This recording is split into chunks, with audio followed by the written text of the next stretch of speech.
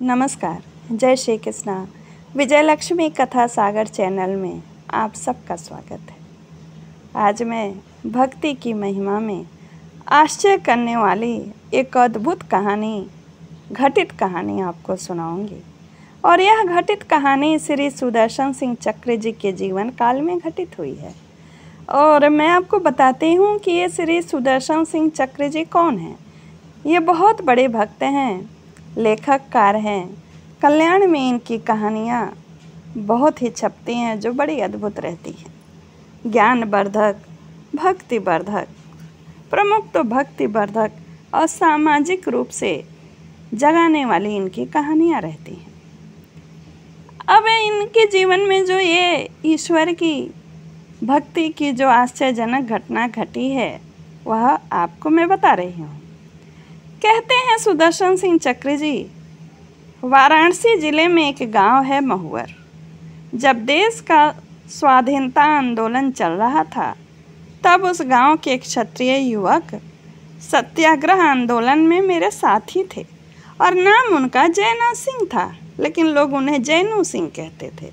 और उनके जो सगे भाई थे देवनाथ सिंह, उन्हें लोग देऊ सिंह कहते थे। और यह संभवतः सन 38 की बात है जब मैं जयनाथ सिंह से मिला। वे सत्याग्रह आंदोलन में तो सम्मिलित नहीं हुए, लेकिन वे मुझे जानते थे। मैं तो सन 36 में ही वाराणसी से दूर रहा और सन 37 ईस्वी से मेरठ से निकलने वाले मासिक पत्र संकीर्तन का संपादन करने लगा। ये खुद अपने बारे में बता रहे हैं श्री सुदर्शन सिंह चक्र जी। उस समय मैं मेरठ से अपनी जन्मभूमि के क्षेत्र में बहुत थोड़े दिनों को आया था। कहते हैं कि एक दिन वही जो जयनाथ सिंह थे, उन्हीं के बड़े भाई देवनाथ सिंह मेरे समीप आए और कुछ समय तक बैठे रहे। और जब बैठे थे तो भीड़ थी। जब सब लोग चले गए तो एकांत में वे मुझसे कहने लगे कि मेरी इच्छा होती है गीता पाठ करने की। अब इस आयु में गांव के किसी व्यक्ति से मैं अक्षर पढ़ने के लिए बैठना मुझे लज्जा आती है, यानी पढ़ने के लिए बैठने में मुझे लज्जा आती है। कोई उपाय बतलाइए कि मैं गीता पाठ कैसे करूं। वे जमींदार थे और उन दिनों तो संपन्न ग्रामीण किसान जमींदार न स्वयं पढ़े थे न बच्चों को पढ़ाते थे। कहते थे कि नौकरी वगैरह करना नहीं तो बच्चे को पढ़ा कर या स्वयं पढ़कर क्या करेंगे। और ये जो कहते हैं वे कि मैं जानता था कि जयनाथ सिंह जो मेरे कांग्रेस आंदोलन के साथी थे, उन्होंने भी कांग्रेस आंदोलन में आने के पश्चात ही उनके जो भाई थे वो छोटे, वे भी जब आंदोलन में आए तब उन्होंने धीरे धीरे करके पढ़ना लिखना सीखा था। लेकिन अब इस आयु में उनके बड़े भाई गीता पाठ करने की इच्छा जताई और उपाय पूछा कि कैसे मैं पढूं। और अब वो सीखने में भी शर्मा रहे हैं, तो मैं क्या करता, मेरे को समझ में नहीं आया। यह तो अब इनके मन में ये बात आई कि मैं जानता हूँ कि जब बाबा नंद ने भी एक अक्षर अपने छोरे को नहीं पढ़ाया, यानी श्री कृष्ण को कह रहे हैं कि जब नंद बाबा ने नहीं पढ़ाया, ऐसा सुदर्शन सिंह चक्र जी के मन में आता है। और छोटेपन से ही वे गोचरण में लगा दिए, किंतु वह नन्हा अनपढ़ गोपाल जिसे चाहे उसे सहज महापंडित बना देता है। अब इनको श्री कृष्ण के प्रति भक्ति जो थी उसी में विश्वास जगा और उसी विश्वास पे उन्होंने कहा देवनाथ सिंह से कि गीता भगवान की बाणी होने से भगवान का स्वरूप भी है, अतः गीता का स्पर्श भी गीता पाठ जैसा ही है। आप प्रतिदिन गीता की पुस्तक को प्रणाम कर लिया करें और पंक्तियों पर उंगली फिरा लिया करें। उन्होंने मेरी बात पर विश्वास कर लिया और संतुष्ट होकर चले गए।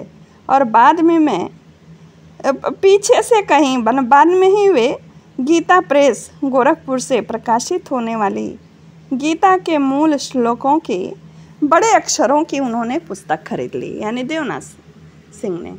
और नियमित प्रतिदिन प्रारंभ से अंत तक उस पुस्तक की पंक्तियों पर मेरे कथनानुसार उंगली फिराने लगे। अब मुझे स्मरण नहीं कि कहते हैं चक्र जी, सुदर्शन सिंह चक्र जी, कि मुझे याद नहीं है कि मैं कितने दिन बाद मेरठ से उधर गया, 1.5-2 वर्ष बाद ही गया होगा। किंतु मेरे उधर जाने का किसी को पता लगा तो देवनाथ सिंह भी मेरे पास आए और बड़ी नम्रता से मुझसे कहा कि मैं गीता की पंक्तियों पर उंगली फेराता हूँ तो महाराज अपने आप मेरे मुख से कुछ निकलता है जिसे मैं खुद ही नहीं समझ पाता हूँ कि मैं क्या बोलने लगता हूँ। आप थोड़ी देर के लिए एकांत में चलकर इसे देख लीजिए। और मैं उनको लेकर एकांत में गया। उन्होंने अपनी पुस्तक खोली और जो वह साथ लाए थे जिस पे नियमित रूप से अंगुलियों को फेरा करते थे, कहते हैं सुदर्शन सिंह कि मुझे तो आश्चर्य का ठिकाना नहीं था जब मैंने देखा कि वे जिन पंक्तियों पर अंगुली फेरते उनमें लिखे हुए संस्कृत का उनका शुद्ध उच्चारण उनके मुख से निकलता था। मैं तो ठगा सा उनके सामने खड़ा रह गया कि एक अनपढ़ भी श्रद्धा से स्पर्श करने मात्र से ग्रंथ के श्लोकों को उसके जिह्वा से स्पष्ट रूप से उच्चारण निकल रहा है। फिर मुझे कोई आश्चर्य नहीं लगा ईश्वर की कृपा पर। और जब मैंने उन्हें बताया कि आपके जिह्वा से जिस जिस पंक्ति पर उंगली जाती है उस पंक्ति के श्लोक आपके जिह्वा से स्फुरित होते हैं, निकलते हैं, महाराज देवनाथ सिंह तो बहुत बेहवल हो गए। उनके आंखों में आंसू बह गए। गदगद स्वर में बोले, मुझ जैसे साधारण व्यक्ति पर भी भगवान की इतनी कृपा। इसके बाद वे मुझे मिले प्रयाग झूसी में और हरिद्वार। तब थे वे गृहस्थ वेश में ही, किंतु पैदल पूरे भारत की तीर्थ यात्रा करते थे। 3 बार उन्होंने लगातार, वही देवनाथ जी के बारे में बता रहे हैं कि वह पैदल ही 3 बार पूरे भारत की यात्रा किए थे। चौथी बार ऐसे ही यात्रा करते हुए द्वारका पहुँचे तो श्री द्वारकाधीश के दर्शन करते समय ही उनका मंदिर में ही शरीर छूट गया, यानी प्राण निकल गए, ठाकुर के चरणों में विलीन हो गए। यह घटना उन्होंने कह रहे हैं, इसलिए मैंने विस्तार से सुनाई कि भगवान की कृपा हो, कान्हा का कृपा हो, कन्हाई की कृपा हो, कुछ भी संभव है। श्रीमद् भागवत के प्रसिद्ध कथावाचक एवं विद्वान पंडित श्रीनाथ जी पुराणाचार्य वृंदावन, इसे ग्रंथ कृपा कहते हैं। जो ये कृपा देवनाथ सिंह जी पर हुई थी उसे ये जो श्रीनाथ जी कहते हैं ग्रंथ कृपा। उनका कहना है कि गीता, श्रीमद् भागवत, श्री रामचरितमानस जैसे ग्रंथ मंत्रात्मक हैं और चेतन हैं। इनका श्रद्धापूर्वक आश्रय लिया जाए तो पाठ करने वाले पर ये कृपा करते हैं। कहते हैं कि वृंदावन में अनाज मंडी में लगभग सन 37-38 में एक अत्यंत विद्ध महात्मा के दर्शन किए सुदर्शन सिंह जी। कहते हैं उनका नाम श्री अवधदास जी था। वे श्री भागवत के आराध्य मानते थे। सदा भागवत का मासिक क्रम से पाठ करते थे। वृद्धावस्था में उनकी दृष्टि नहीं रही, लोप हो गई। फिर भी वे आसन पर बैठकर ग्रंथ के सामने रखकर पाठ करते थे।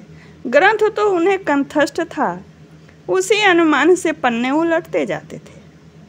कहने का तात्पर्य है कि हम अपने आराध्य इष्ट देव के चरित्र गुण आदि जिसमें ही उस ग्रंथ को निष्ठापूर्वक अपनाकर उसका नित्य पाठ करेंगे तो आप पर ग्रंथ कृपा भी होगी।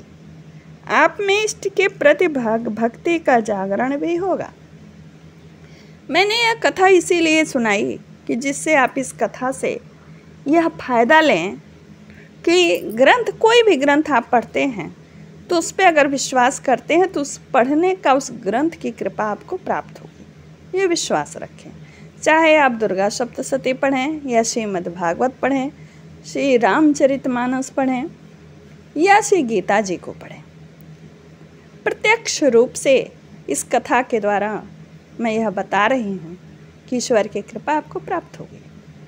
और विश्वास करें, विश्वास करके हमारी कथाओं को सुना करें। जो भी कथा मैं लाती हूँ पूर्णतः हमारे आपके फायदे के लिए, समाज को एक मार्ग और पथ प्रदर्शक के लिए लाती हूँ, क्योंकि सच्चा सुख मुझे तो ईश्वर की आराधना में ही प्राप्त होता है। लेकिन ये नहीं कहती हूँ मैं कि संसार छोड़िए, संसार में सुख से रहिए महाराज। सुख से रहने के लिए मैं इन कथाओं को सुनाती हूँ, और सुख से तभी आप रहेंगे जब आपको एक पराशक्ति, एक ईश्वर में विश्वास होगा। उनकी जब कृपा आपके ऊपर होगी तो यही संसार सुखालय लगेगा। और जब हम इसी संसार से प्राप्ति, इसी संसार से भोग और इसी संसार में रहने की इच्छा करेंगे और लिप्त रहेंगे तो यही संसार दुखालय लगेगा। संसार का टानिक, संसार सुखी संसार का टानिक सिर्फ ईश्वर की आराधना है। चाहे आप किसी भी वर्ण व्यवस्था के हों, किसी भी धर्म के हों, सबके वर्ण और धर्म के हिसाब से कुछ न कुछ अद्भुत ईश्वरीय आराधना रहती है। उस पद्धति के अनुसार आप ईश्वर से हमेशा जुड़े रहें और इस दुखालय संसार में सुख भोगें। नमस्कार, जय श्री कृष्ण।